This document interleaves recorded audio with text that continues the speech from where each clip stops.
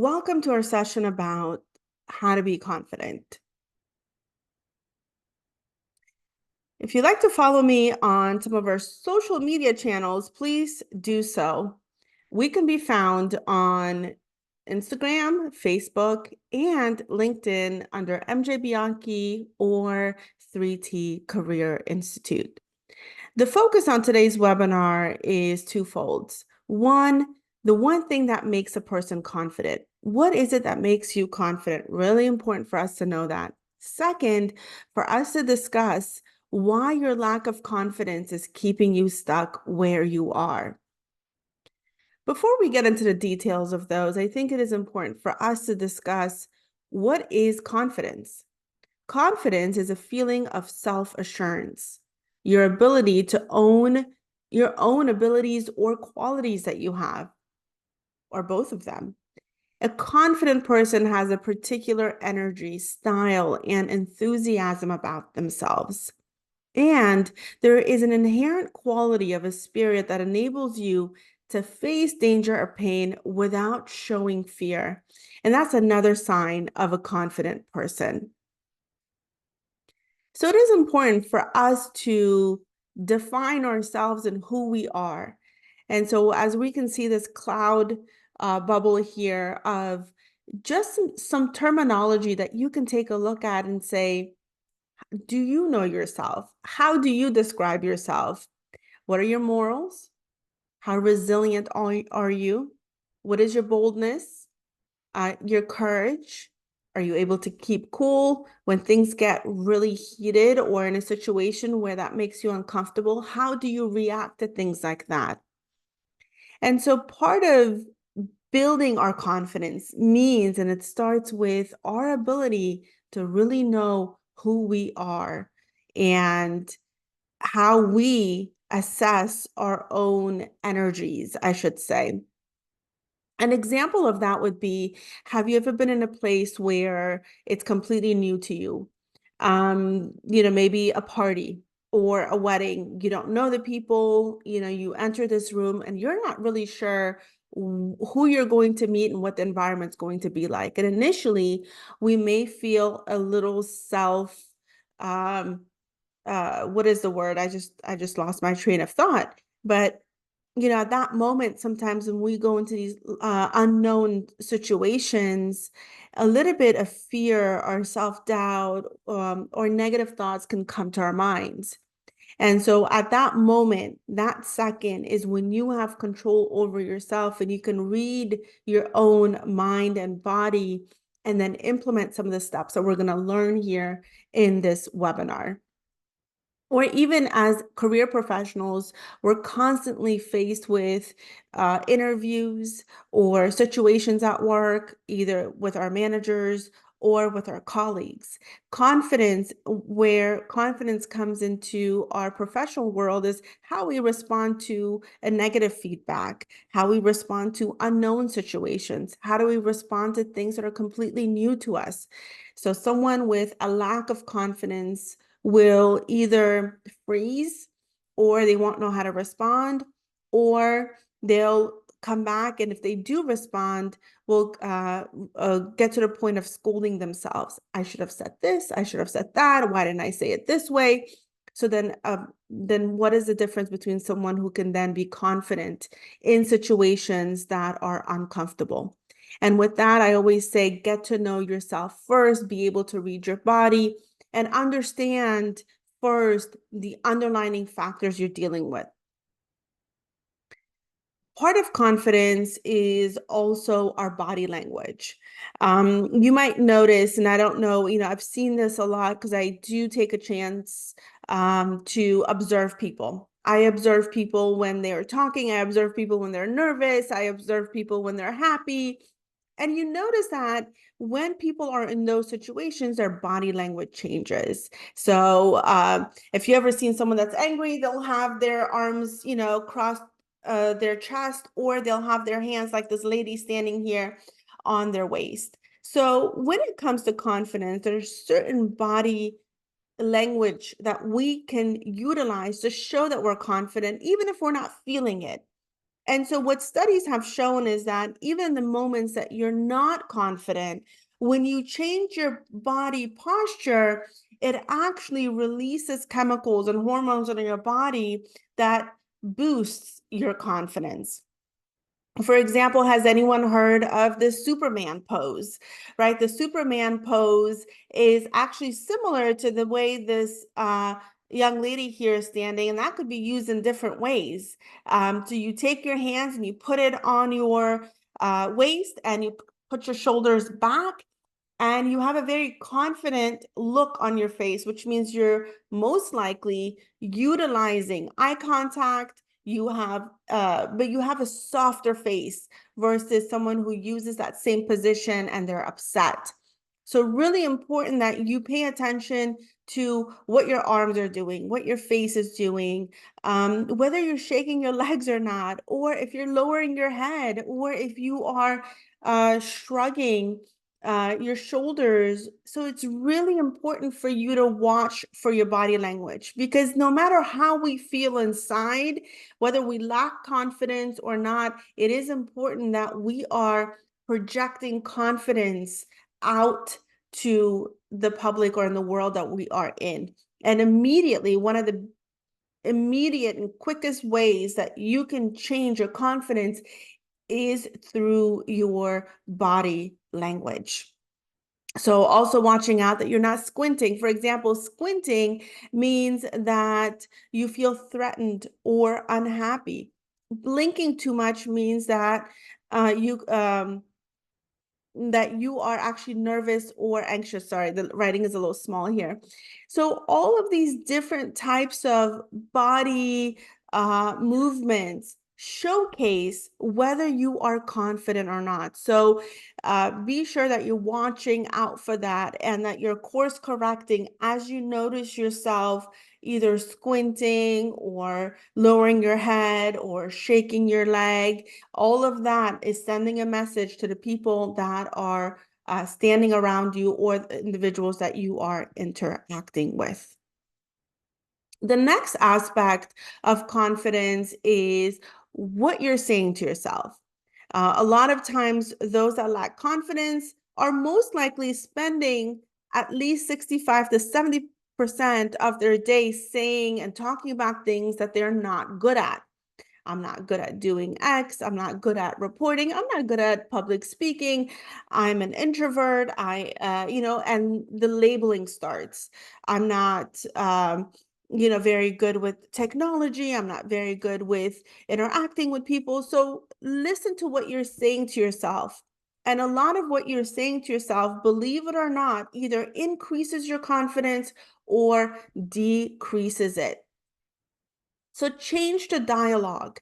The changing that dialogue really means that you're now going to switch the language and say things like, I know that I can do better. I may lack technology skills. However, I do know how to use X, Y, and Z. I do know how to use an iPhone. I do know how to use Microsoft Word, or I have an intermediate skill set in Excel.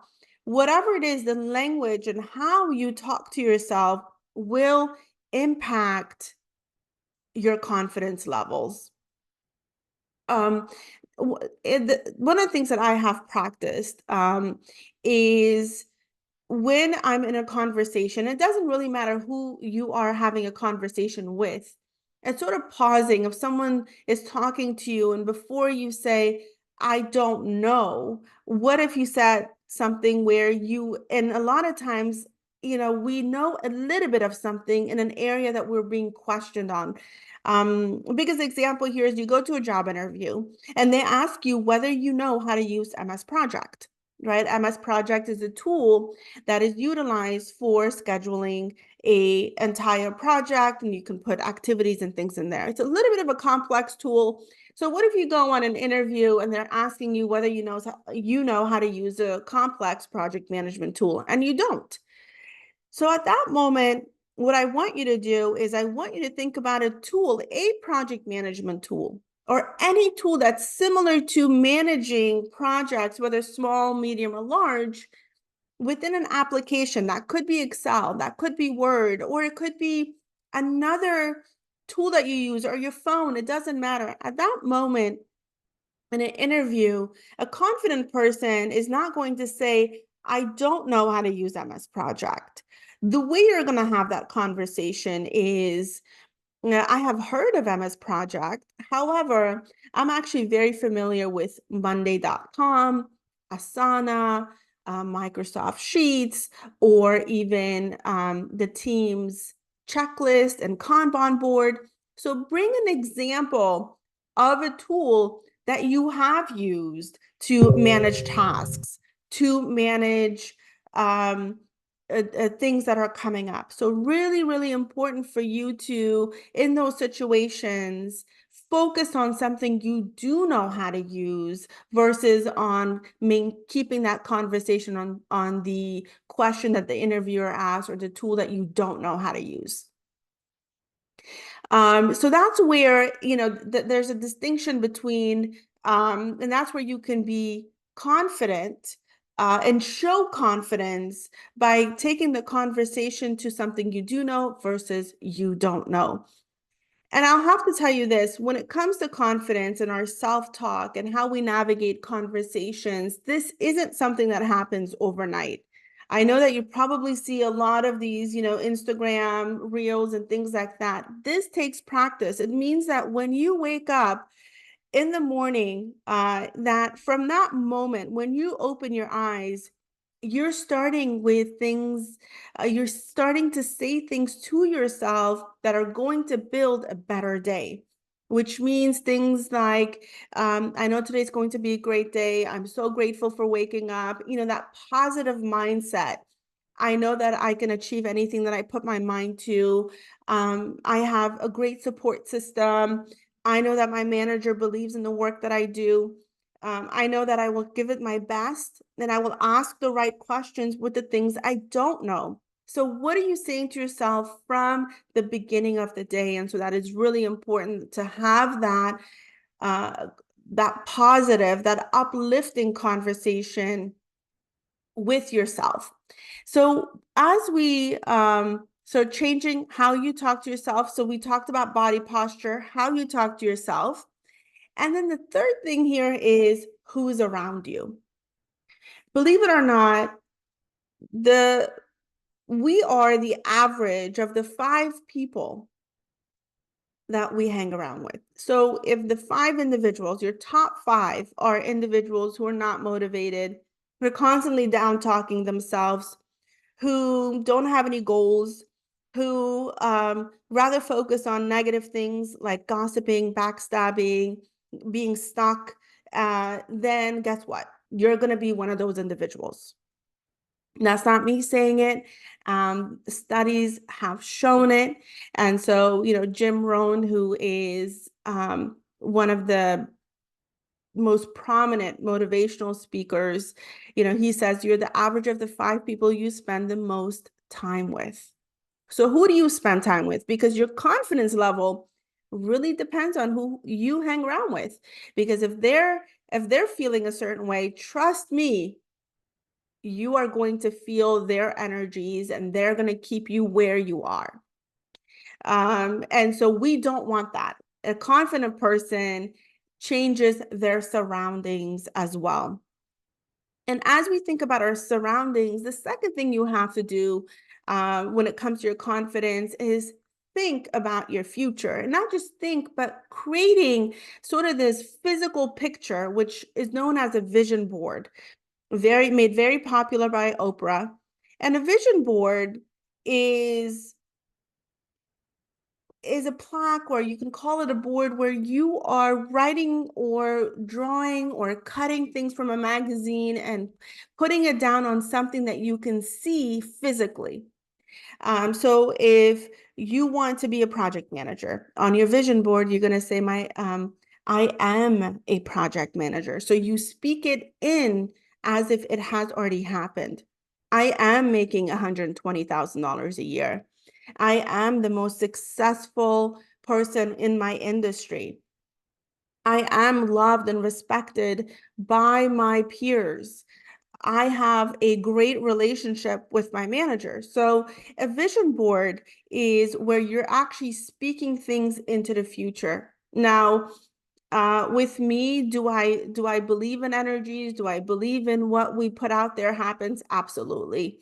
When I had a vision of 3T Career Institute when I first started teaching a PMP class, I didn't really know what that vision looked like, but I knew what I wanted. I knew that one day I wanted to be an entrepreneur. I knew that one day I wanted to help people reach their professional development goals. And from that came 3T Career Institute. And 5 years, June 19th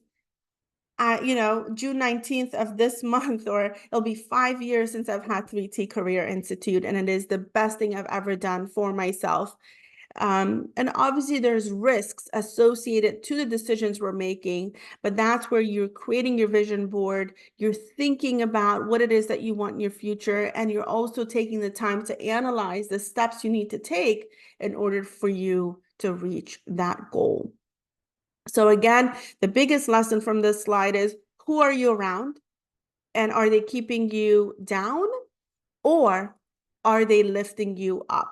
So that is the most important thing here, that you control your environment, you control the people that are around you.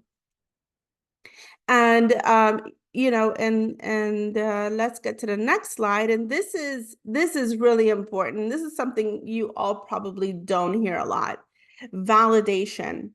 Validation is a very important part of confidence. Who we get that validation from, what we get that validation from, and where we get our validation from.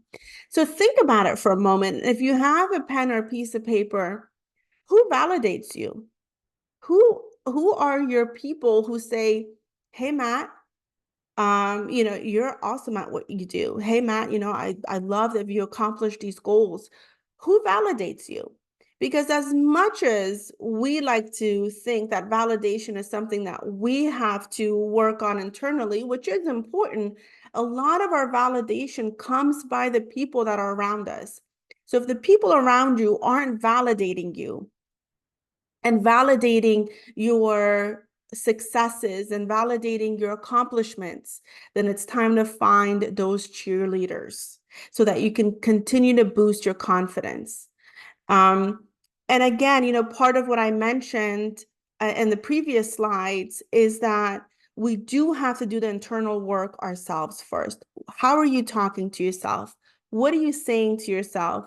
And of course, continuously working on our own self-confidence, yet it is important for us to ensure that we're feeding that confidence with the right people around us, the knowledge that we need to gain. True that, are there some confident people who don't have any knowledge? Absolutely, but you can tell pretty quickly, and you're like, oh, that person's kind of I don't like them, like the vibe. So what is important with confidence is that you're not cocky, but you're intelligent, and that you're knowledgeable, and that you treat people well. So a confident person's always going to uplift the people around them. Then it's about looking good and feeling good. How many of you can say that the day that you spend time on doing your hair, wearing really nice clothes and the right shoes, you go out there, you feel like the world is yours? I know that that is me. I know that the day that I do my hair, doing hair is, for a girl, sometimes is like the biggest thing that boosts her confidence. But I know that my hair, for example, is what gives me my confidence.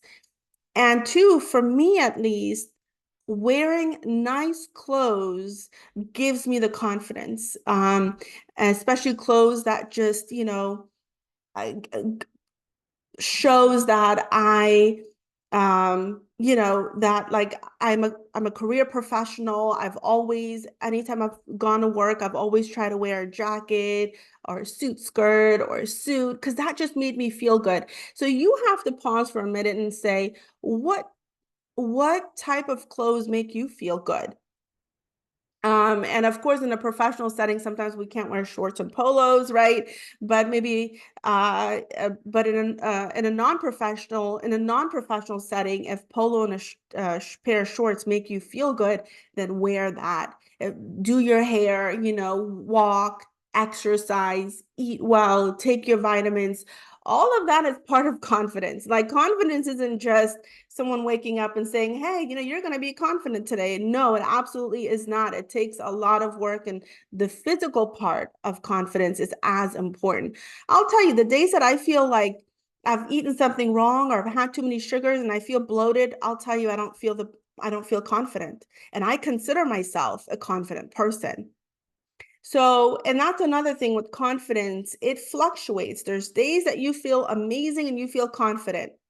Accept it. There's days that you feel like crap and you don't feel confident. Understand why.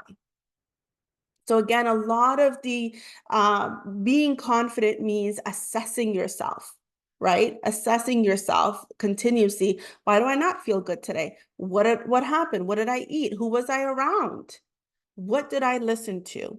How many of you listen to bad news in that day? Like if you're watching the news or you're watching something sad on social media, all of a sudden your mood goes down, right? A lot of us, I mean, that happens to me, and I consider myself a confident person. What if you have a really terrible friend who comes to you and says, hey, you know what you just said to me was really bad. I was offended, and you really don't know how to talk. So immediately what you do, you self-assess and you say, wait, what did I say to this person? Or why does this person feel a certain way about me? And at that moment, you might feel low and your confidence might become a little lower. So be careful what you expose yourself to. So if you're someone whose confidence is very low, the last thing you want to do is surround yourself by people who are going to bring you down, or watch or listen to things that does not boost your confidence. Like I have a friend who told me, said, you know what, MJ, I'm actually getting off Instagram. And I said, why? Why are you getting off Instagram? And she said, because I'm sick and tired of seeing these girls who are just perfect. And I was like, oh, she's right. Because everything you see on social media, it's these people who have the perfect body, whether it's guys or girls, everyone's in the gym, working out, looking hot, wearing the next best like designer outfit. And so if that's something that triggers you, then avoid it. If it triggers you to watch things because it lowers your confidence, then don't watch it. Don't listen to it. For example, like I've created an Instagram page just for myself, and all I do is I follow travel pages and beaches because that's what I want to be around. And for my professional Instagram page, I follow people who are motivating and positive. So be careful what messaging you are giving yourself, because all of that really matters. The last thing I'm going to tell you is notice how personally you take things. Um, have you had a situation where someone has criticized your work? Maybe they've said, hey, that's actually, I asked you to work on this document and you missed X, Y, and Z. I've trained you 5 times on this. You've asked me questions. Why are you getting this wrong? Right? And so a person with low confidence will take that situation and will most likely go in the bathroom and cry and then try to find a new job, right? But a confident person will do 2 things. One, will listen to that and say, okay, what could I improve on? 2, they're also going to analyze the person that's giving them that feedback, right? A lot of times the negative feedback you're given is a projection of how that person who's giving you that feedback feels. So someone that has confidence will look at their manager and say, they're probably having a bad day, aren't they? And so you analyze that. And part of what I call that analysis is shielding yourself from other people's energy. But the minute you take that energy and you bring it onto yourself and you say, what did I do wrong? Oh my God, I'm not smart enough. I'm not good enough. She's right. I'm making these mistakes over and over again. So now what you're doing, you're going into this low confidence mode, self blame mode. And that's where things can get really, really bad. You can go into depression. You can go into, never feeling confident again.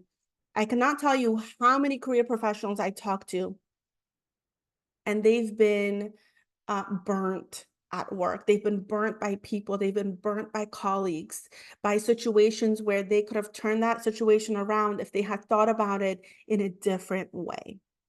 So here's one tip that I'm going to leave you with. If you find yourself in a situation at work where you're constantly being bombarded with criticism, I want you to pause for a moment and I want you to listen to that criticism. And I want you to think about, own the things that you have done wrong with saying, I agree with you. These are 5 things that I overlooked. And I'm going to go ahead and take the right notes right now and ensure that this doesn't happen again. 2, if that feedback is given to you in a way that's rude, that's obnoxious, then you say that. And what you're going to say to that, you're going to say, look, I appreciate that you're coming to me with this. And I understand that I made this mistake. However, your delivery is not appropriate, or I don't appreciate how you delivered my mistakes to me.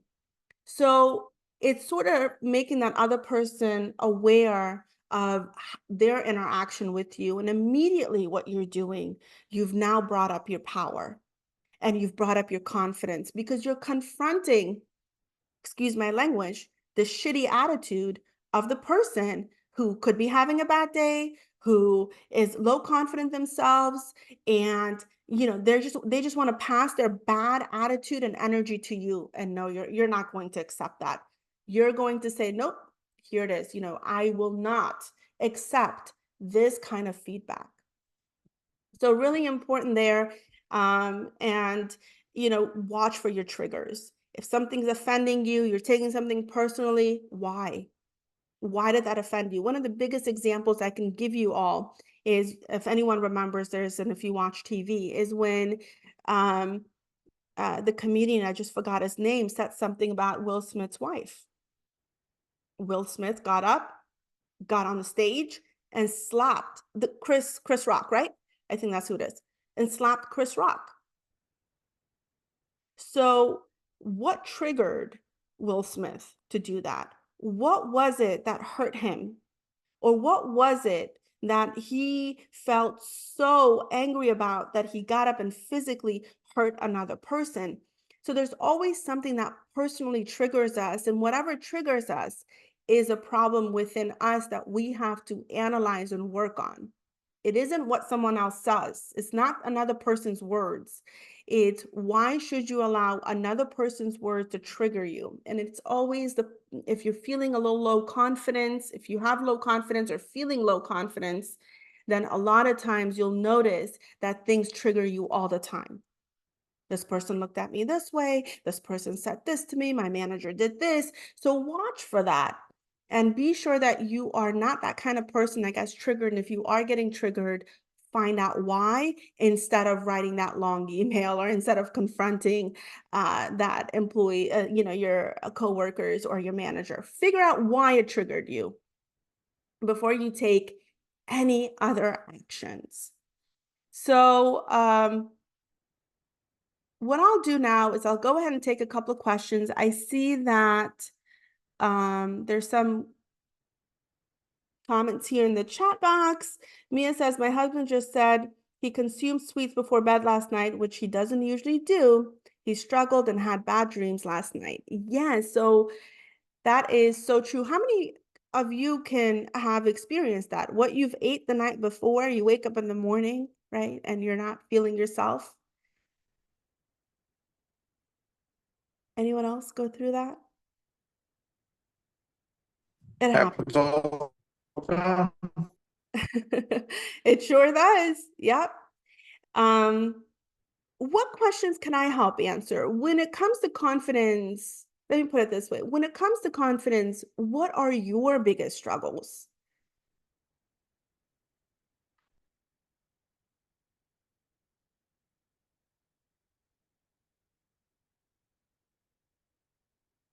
Yes, there's a replay, and that replay will be uploaded on YouTube, and we'll send you an email, Mia. I, Mhm, I'll hear. Oh, thank you for that. About the, I think for me, confidence is for me, my struggle area is just kind of like being able to fill my own cup because I'm in a setting where people don't always they just everybody just wants you to get your work done, and you know what I mean, so they don't like my love language is words of affirmation, but I don't necessarily get it. I do have a small circle of friends and we really do fill each other's cup and they are colleagues, but mhm. just kind of overall people, I notice people don't care, so I have to figure out ways to build my own self up, and sometimes I feel like that. And it starts there first. It starts with filling your own cup to the point where what anyone else says or does doesn't really impact you. And so that self-talk from the moment you wake up in the morning, what it is that you say to yourself is going to dictate the rest of your day. So, what are those affirmations that you need to say to yourself? Mia is good enough. Mia is smart enough. Mia can delegate her tasks. Mia is organized. Mia knows what she's talking about. Mia is not a reflection of anyone else's opinions. Mia is driven. Mia gains knowledge. So, what is it that you're saying to yourself on a daily basis first? Then finding your top 5 who are going to validate your affirmations.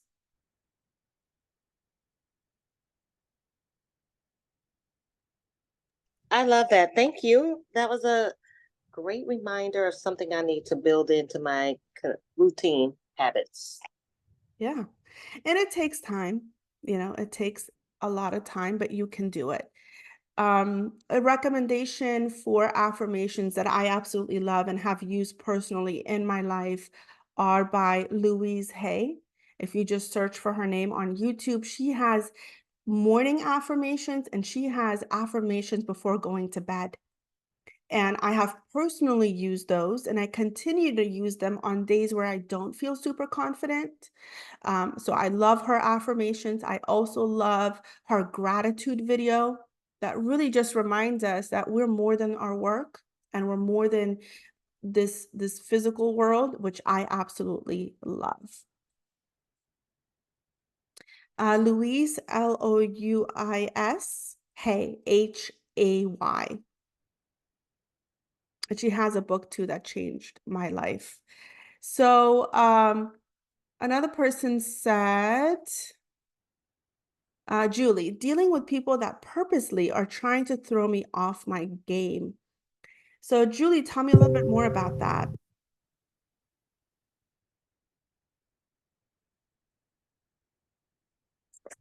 I can you hear me? Yes. Mhm. Okay. So I think a lot of in the family, but it's also happened at work before where um and the best thing I could rationalize is they were either jealous or threatened by me or so they would do things purposely by so with the manager they would take half stories, they take half truths and twist them. And if I didn't hear it for myself, I wouldn't have realized that that was happening. But I did notice, like, after they had started working, like, I had a really good relationship with my manager at that, at that particular time. And then after they start working and after I started to see what they were doing, the manager started being really funny to me and then even other coworkers and stuff like that. And then when I was in the same organization, but on a different team, and they didn't have all the information that they had before, a lot of that stuff had stopped. So I know it had happened. And then I had a similar experience recently in a family situation. Um, but they had different there were there's other motivations like money and different stuff like that, so that was a little bit different, but yeah, so those are just some examples. Yeah, yeah. No, I hear you. And that's the world we live in. We live with coworkers who want our jobs. We live with coworkers who themselves don't feel good. So what are they going to do? They'll transfer that energy to someone else. So my tips, there's that I can give you. First, I'll give it for your professional life. One, make sure that you don't have any of your coworkers on your social media that you work with. So if you are, unfriend them, unfollow them, make sure they're not following you. You don't want them to have any insight into your personal life, and always keep those two things separate. If you're at the office, keep things professional, and make sure that you remain accountable to the work that you have to get done, and that you're documenting the work that you're doing, and never go into over explanation. Over explanation always deals with, oh, this person's trying to hide something. So a confident person, and the what you described in a professional setting, a confident person would say, can you help me understand where this comment is coming from? So now what you're doing is you're asking them an open-ended question, and you're putting your manager and your coworkers on the spot. Because if they're just talking out of their ASS, then you'll know right then and there. So it's not going into defending mode like Will Smith went up on the stage and slapped Chris Rock. That's not what you want. You want to come back and you want to laugh, and then, or whatever, and then you want to address it in an open-ended question. You want to say, can you help me understand why you said that?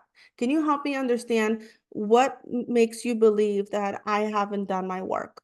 Right. And then now they're going to say, well, here's a report, you forgot this, and here's this, and you didn't do this. And now what you can say, you can take ownership. Yes, you're right. I forgot X, Y, and Z, and I'll do better next time. So own what you failed on, and then ask open-ended questions on things where you need more clarity. When it comes to family members, I'll tell you, with family members, it gets tough, but there's a way that a confident person deals with family members, and a way that a low confident person deals with family members.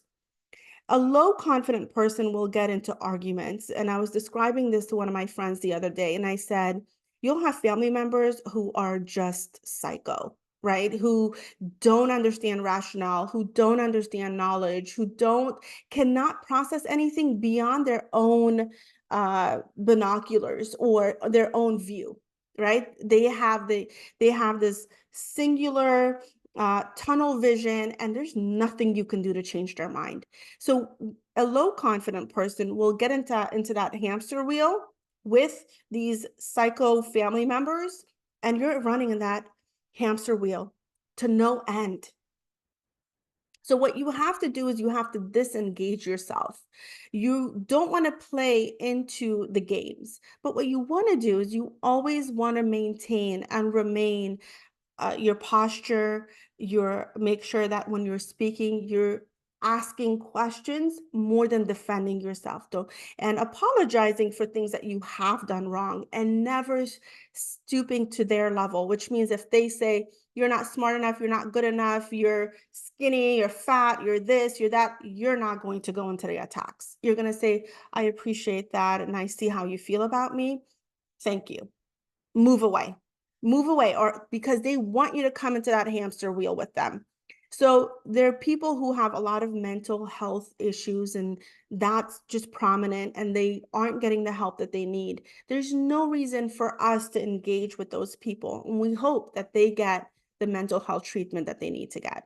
So just remember that sometimes we're dealing with people who are dealing with deeper issues than we can see.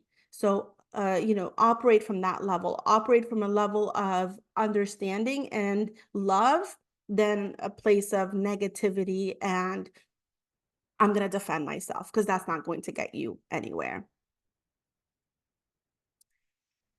Alpha personalities. Oh, I love that one, Mia. So alpha personalities, and please ask more questions in the chat.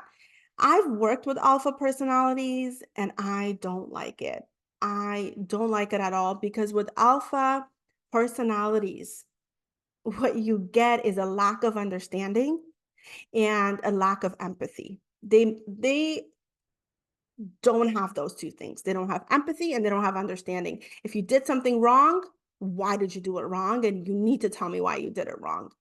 I would say if you come across an alpha personality, there's two things you can do. Get out of there as fast as you can, or two, go ahead and make sure you're tracking everything in terms of work and that you don't try to compete with their level. Like, you have to sort of accept that they're in charge. They want to be in charge. They love to showcase themselves. They want to be always on top.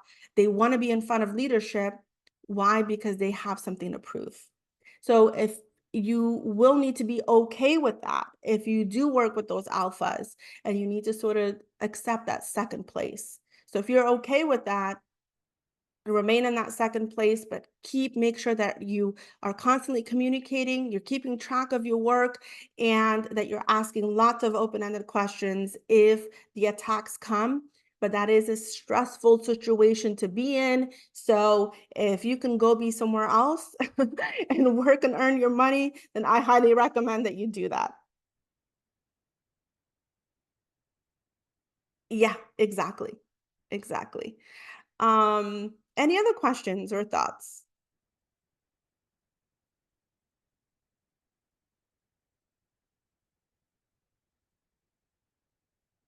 One other thing I do want to add is it is also important in the self-analysis spot, if you are self-analyzing, is to, especially at work, for you to analyze to say, have you outgrown the current position that you're in?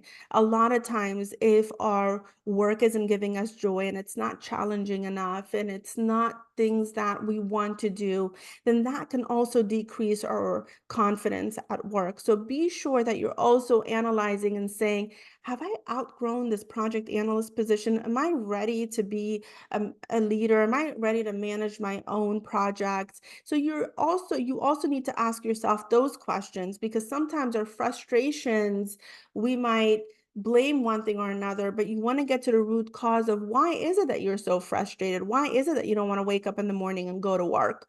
Is it the work itself? And if it is, it might be time for you to change that as well, because changing it means you're changing your energy. Therefore, you're also changing your confidence level. But our confidence level never stays at a 10. It will always go, it'll go from a 10. Like, if you've done the self work, if you've learned to shield yourself, then it should never go below like a 7. So, but it will shift. We're not always confident because we're not always feeling our best, but there's things you can do to feel your best, to sound your best. And, and I'll always bring it back to this, your self-talk. If you're saying you're not good enough, if you're saying you're not smart, if you're labeling yourself, please stop. Stop labeling yourself. Stop saying things like, I don't know how to use technology. I'm an introvert. I am this. People love labeling and categorizing themselves. Stop, especially if that categorization is not boosting your confidence. So make sure that you're doing that. And the other thing is the power pose, right? If you're ever feeling like low in your confidence, do the power pose, the Superman pose, as they call them. Hands on waist, shoulders back, especially before an interview, or you're gonna go in a place where you're not comfortable, you know that people are gonna make you uncomfortable.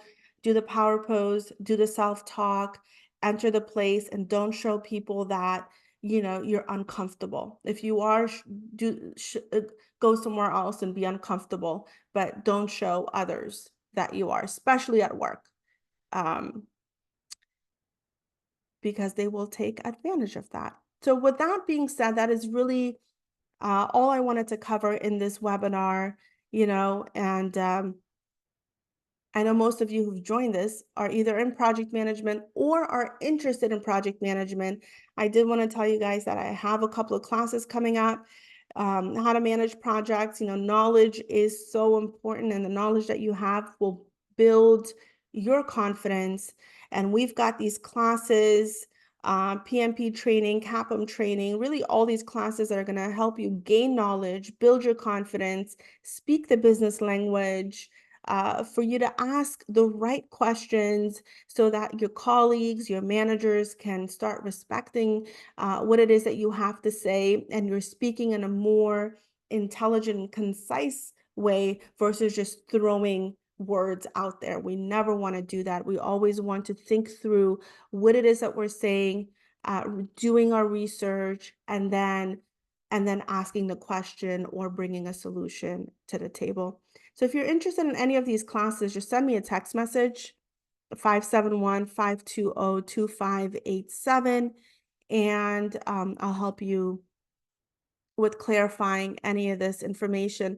I did want to say we also have an app now, 3T Career Institute, where you'll know exactly all of the different webinars that are coming up, and you'll be aware of the free training. I have a free training on there on that app for you that you can start today. It goes through the fundamentals of project management. So download the app. It's currently on Apple Store, and we're trying to bring it on Google App Store. That's not there yet, but it will be there.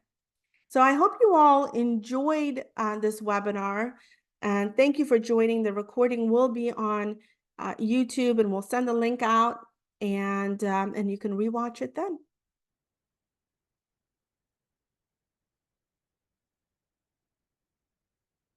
Thank you so much, Mia. Thank you, Julie.